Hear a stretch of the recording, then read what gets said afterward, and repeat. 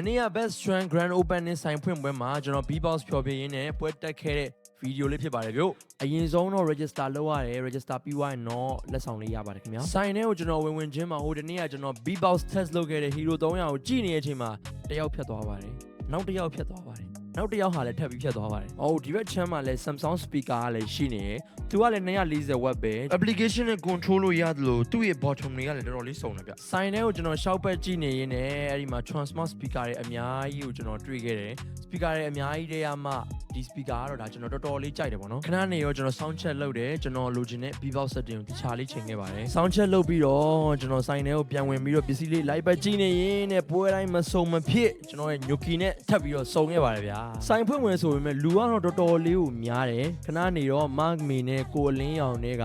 ဖဲကြိုဖြတ်ပြီးသွားတဲ့အခါမှာတော့အားလုံးစောင့်မျှော်နေကြတဲ့မောင်အရှာရဲ့ B-Box ဖျော်ဖြေမှုတွေကရောက်ရှိလာပါပြီခင်ဗျာ။ကျွန်တော် routine 3ခုဖျော်ဖြေခဲ့တယ်။ပထမတစ်ခုကတော့တိတ်မကြခင်မှာထွက်လာတော့မယ်ကျွန်တော်ရဲ့ routine အသစ်ဖြစ်တဲ့ Feel the Drum and Bass ဆိုတဲ့ခေါင်းစဉ်နဲ့တခြင်းတစ်ပုတ်ဖြစ်ပါတယ်။နောက်ပြီးသွားရင်တော့ Walk like I'm winning